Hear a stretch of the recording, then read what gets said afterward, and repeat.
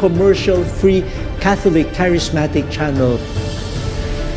He's strengthening the faith of so many people. To promote the gift of church teaching, dedicated for the new evangelization. God's blessings on your work. May God bless and prosper you. Shalom World, God's own channel.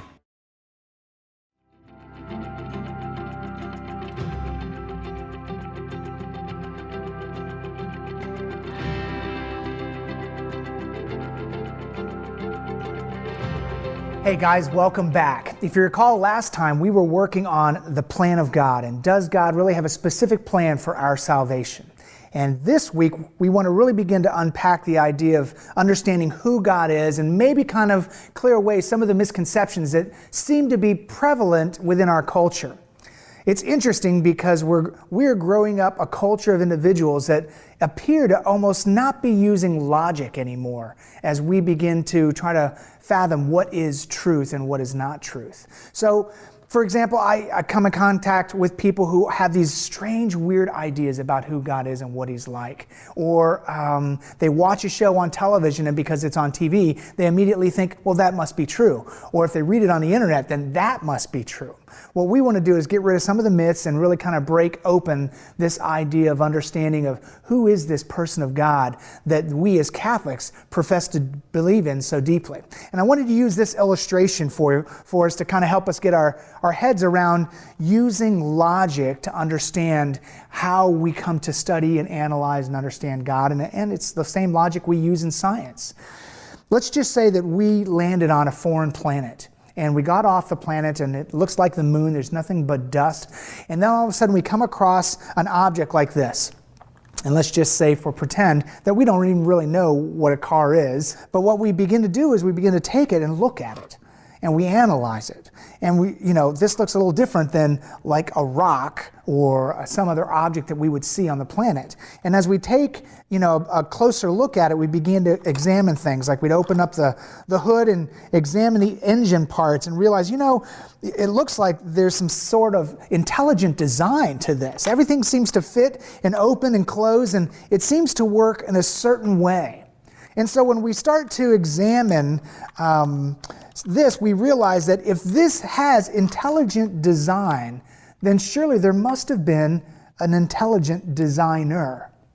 And if we were to take that illustration and now apply it to ourselves, to humanity, we'd come to a realization that when you study the human body and the way that the body works and the way we function, like when we cut ourselves, the amazing ways that our bodies are capable of healing themselves and cell regeneration. And you look at the body parts and you realize every part of our body seems to have a purpose, a function, and intelligent design.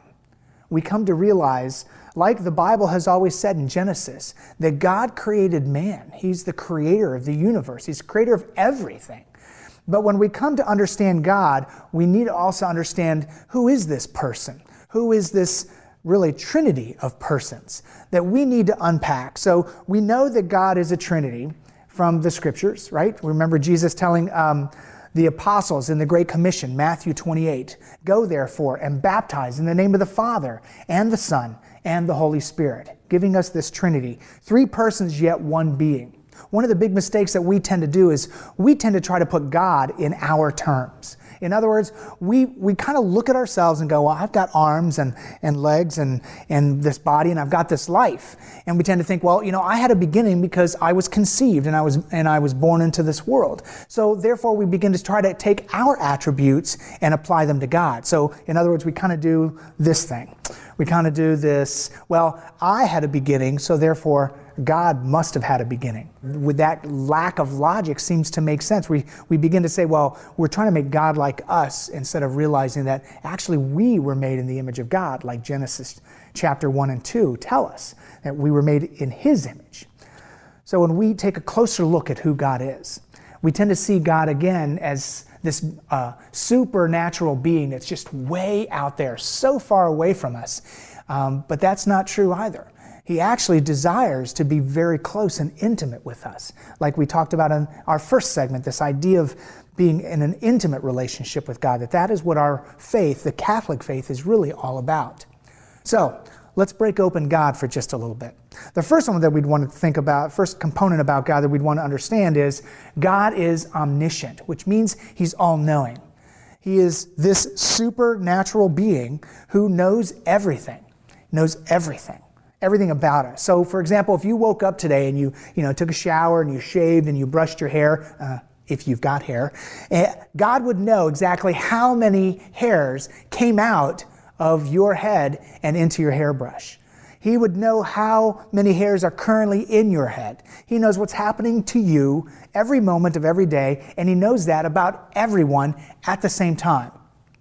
I know you're like me again, and you're thinking, how can He do that? How can He know so much about everyone else, what they're doing, how many hairs they have on their head? How does He know that at one time? That just seems to be so beyond us. Well, that's the very point.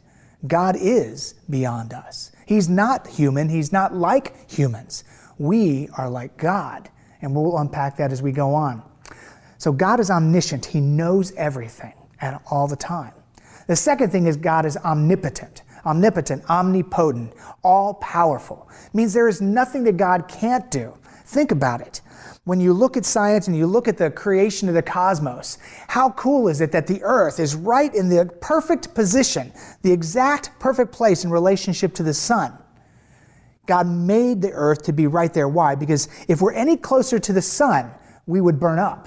The planet would literally burn up. And if we were any farther away from the sun, the planet would literally freeze and it would not be able to sustain life. Well, why would He put the earth just like that? So that we could be engaged in this relationship. He created us so that we could exist and, more importantly, exist in a love relationship with Him. So God is all-powerful. He can do anything that He wants. Third one is God is omnipresent. He's everywhere at the same time. He's all over the place. There was this one song I remember, a Christian song that talked about God is like the air around me. He's all over the place. He's everywhere at the same time. So when you have this being, this trinity of persons who longs to be in a relationship with us, one of the things that we got to realize is that He's all about this relationship of love. So think of it this way. God, in His infinite wisdom, the Father, Son, and the Holy Spirit, have this amazing relationship of love. And they long to share that relationship of love with us. So one of the attributes about God also is that He is all good. There is nothing evil or bad or wrong in God. Nothing, absolutely nothing. Everything that He does is always good. And then the last point that we really need to nail home is this, is that God is love. The Scriptures are clear. He's all about love. And He is the source of all love. So the love that you and I share with anyone that we see that is dear to our lives, that love comes from God through us to those objects of our love. God is all good. He is all loving. He is omniscient, omnipotent, and omnipresent. So I hope that as we get our heads more around who this person of God is, we'll come to realize that He is something so great and far beyond us that we can't even totally comprehend Him.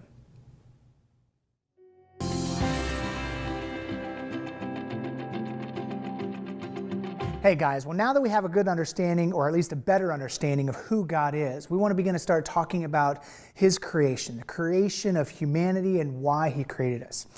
If you recall, I made this reference in the earlier section about God being this intimate relationship of the Trinity. The love that flows between the Father and the Son and the Holy Spirit. It's an ongoing, loving union that takes place. And in their wisdom and their great design, they thought, gosh, how cool it would be if they could create other beings who would be able to share in this amazing love that they share, that they experience constantly. So now I'm going to take you back to a story that I'm sure you've probably heard so many different times. But let's just go back there and kind of get our heads around this and within the context of what we're discussing. If you recall, the Adam and Eve story, God created man. And one of the things that it says in the Genesis text is, let us create man in our image. So that doesn't mean God is he's a spirit. So what components there does he create that allows us to be like God? Well, we are spirit like he is spirit. We have a soul, a spirit within us. And therefore, in that way, we are created in him. But also, John Paul II, in his Theology of the Body, really unpacked clearly about how man and woman together with their physical bodies actually give image to the living God. Where you have the Trinity, 3 persons into one being, you have humanity, 2 persons, male and female. They are also one being, a human being. So now we have this idea of God creating Adam and Eve in his image. And when you go back to that text, it says God created the Garden of Eden. And in this garden, let's just imagine that my little space that I've got here is the Garden of Eden. And in this Garden of Eden, God placed Adam and Eve to exist in this garden. And he provided the food, the trees, all that stuff, and he gave them specific rules, like don't eat of the tree in the center of in the center of the garden, of knowledge of good and evil. Don't eat of that tree. The reason he did that, the reason he placed it right smack in the center of the garden, if you can imagine, is because they needed to have a choice. They had this free will, this ability to choose to love God or not. So if you can imagine, Adam and Eve are just walking back and forth every day, going through this and seeing this tree and go, wow, look at the fruit on that tree. And they keep walking back and forth, saying, it looks good, but God said we can't eat of that tree. See, every day they needed to make a decision. Do I love God more or not? And so if they choose to reject the relationship, ignore that relationship with God, then they're going to eat of the fruit and disobey him. Now remember, let's put this in context. God is not an equal with Adam and Eve. He is the creator and they are the creation. So this Garden of Eden represents the very life of God, his very being. And in this garden, they experienced some very major absolutes. Like there was absolute truth. They always spoke to each other in truth. It's not like modern day earth where right now you can't tell whether somebody's telling the truth or not. They lived in absolute justice to give to each person what they are due. So that means that Adam and Eve treated God as the creator of everything. And God treated Adam and Eve as if they were his creatures, whom he loved and wanted to share an intimate relationship with. And so they're living in this union and this absolute love and sharing of family and relationships. And then all of a sudden comes the temptation. Now, before we get to the temptation, make sure we're clear about what this garden really represents. They were created to exist in his very being, in his very life. So if I were to go to my wall, and up on the wall I've got my fish bowl up here, and Charlie, my fish, is in that fish bowl. What would happen if I reached up and I took Charlie out of the fish bowl and I laid him on the shelf? He's flapping around there, like we see fish all the time when they're out of water. They're flapping around because they're trying to pop themselves back into the water. Because Charlie was created a very specific way. He was created, go figure, to be able to breathe in water, unlike us who need oxygen outside of water to breathe. Charlie was able to breathe that way. And Charlie, when he's laying outside of the water, he's out of the life, out of his water, his domain, and he's not dead yet. But if he stays there, he's going to die. And so, in the same way that Charlie was created to exist in water, to live and flourish in water, so too were you and I created to exist in the life of God, in his very being. We were created to flourish and become everything that we wanted to be and supposed to be in the life of God. And so God provided everything for Adam and Eve, everything they needed. Friendship, the ability to share love, hearts that could love, food whenever they needed it. They had everything they needed and could ever want until the serpent came. And then when Adam and Eve were there, the serpent began to deceive Adam and Eve. And in that deception, used pride and a little deception to get them to sin. This is a critical point. This point for us of understanding that we were created to be in this amazing relationship of love. But when original sin came, something terrible happened. Something that, when you take a rock and you put it in a very calm lake, or a pond, and you throw the rock right in the center of the pond, it splashes, makes this big splash, and then you see this ripple effect that goes all the way through to the end of the shore, and the waves keep going to the shore. In that same way, we have the same experience of what happened when Adam and Eve sinned. Because when they made this decision, they were cast out of the garden. Because God said, look, I love you very much. I really do. But in me, there is no darkness at all. There is no sin. There is no disunity. Love can only share and be free and good and fruitful when it's open and free. And because you choose to live a life outside of my rules, what you're doing, in essence, is rejecting a relationship with me. And if you choose to reject a relationship with me, then you can no longer live in my life. So in the same way that I took Charlie out and put him outside of the water, God told Adam and Eve, you know what? You need to leave the garden. You need to leave my life. And so because they were cast out of the garden, it didn't mean that they would instantly die like that. They still have a whole lifetime to try to get back in. But as we're going to find out in God's plan and with the structure and the consequences coming up in the next segment, they weren't able to come back in. Once Adam and Eve were cast outside of the garden, they were completely cut off. And God put a huge angel in front of the gate entering the garden. This angel would not allow them to re-enter. So here's what you need to know. And here's what we need to know as we get ready to go into the next segment, is that there is nothing you and I can do, nothing we can do on our own to re-enter the life of God. It is totally impossible. What are these consequences of original sin? And how have they cascaded down the generations and to our experience today? Because every single one of us deal with the issue of original sin, the consequences of original sin.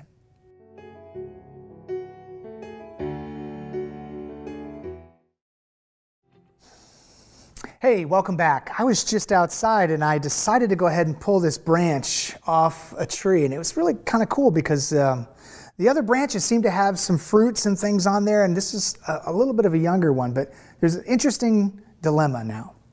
It's been ripped off the branch and it can't get itself back on.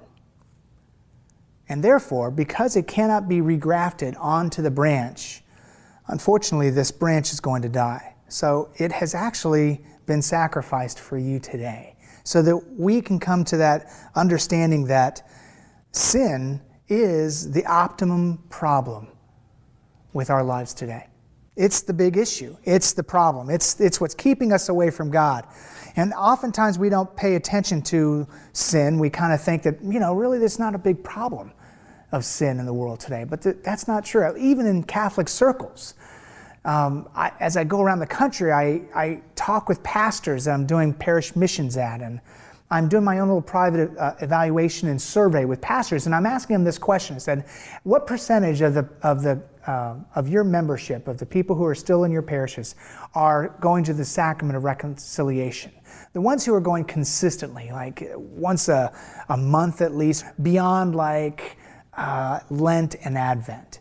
Do they have a consistent group there? And I'm getting about 3 to 5% of baptized Catholics who are still going to church on a regular basis are going to reconciliation. Somehow, sin has become this passé thing, like it's not a big deal. And I've been kind of racking my brains on this thing. It's like, why is it that people no longer feel they need to go to the sacrament of reconciliation? Why is it that it's just not that big of a deal anymore? Well, as I kind of thought about it and looked at all the different reasons for why maybe people aren't, going, I came up with 3 conclusions. One is that people no longer believe that sin is a problem. 2 is that everyone has achieved perfection. Or 3, they don't really have anything to lose if they sin.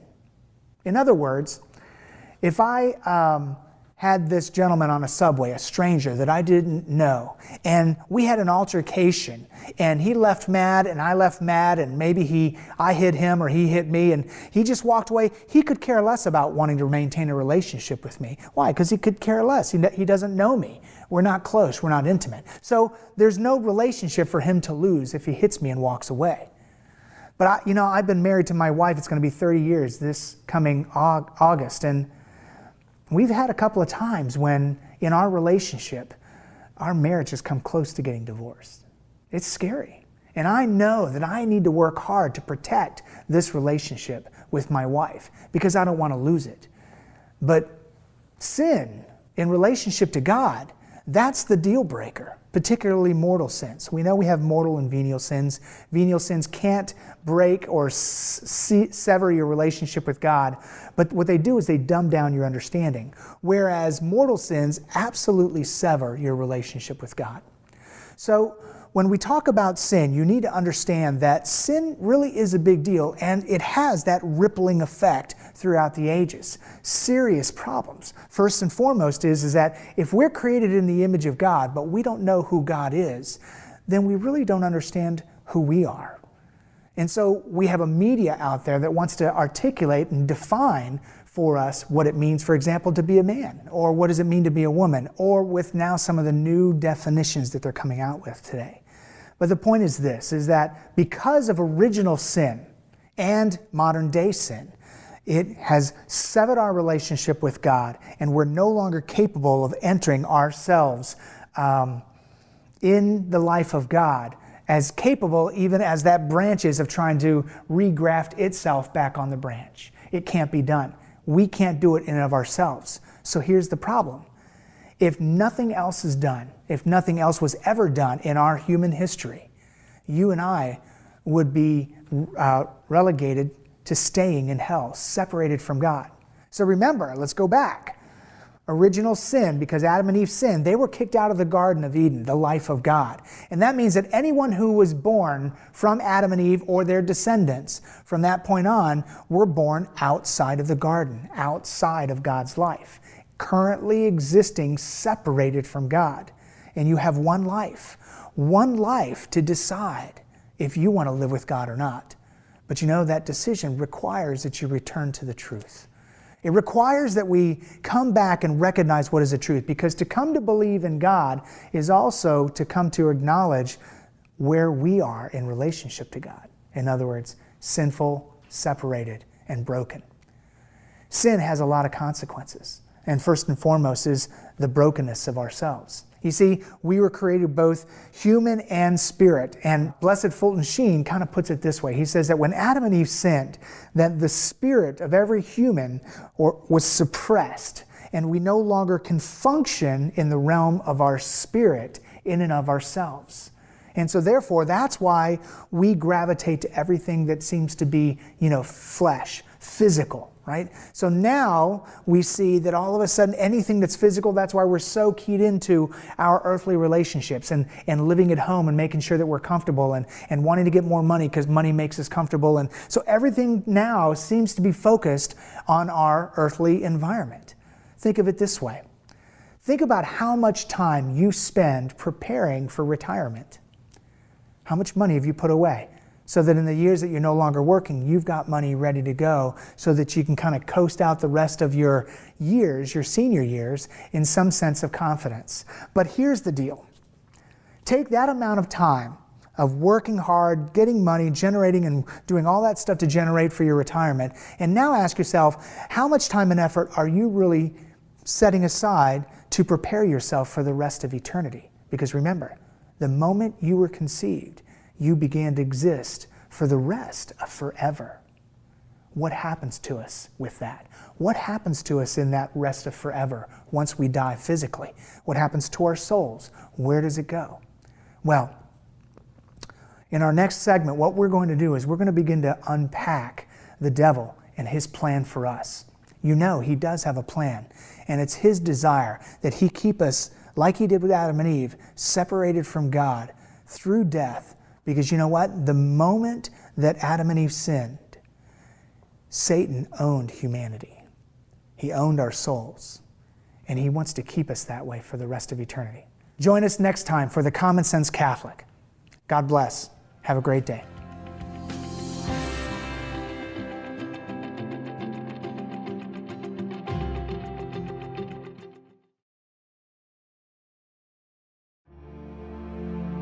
Teach everything he commanded them to teach.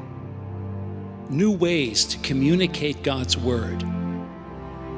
Present positive images to our people. This message of truth and salvation. Culture of encounter. Gospel of Christ worldwide.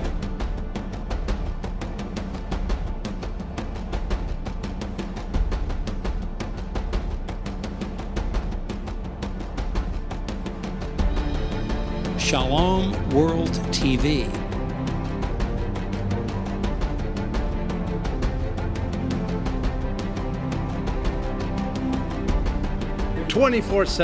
Faith-filled, Dynamic, virtue-building, Commercial-free family-friendly, Catholic Charismatic channel to the whole world. Promote the gift of church teaching. Dedicated for the new evangelization. Mentor the young into a deeper embrace of the Catholic faith. wonderful contributions to the church.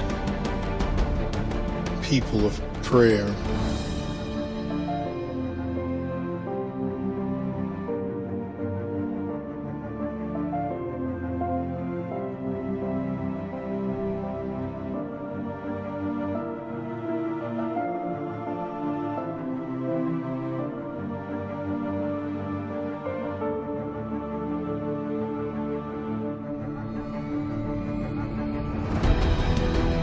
Attractive people, attractive messages. Peace of Christ. Promote the values of life.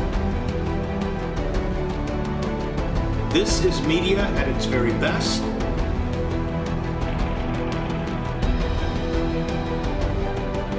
The voice of the church.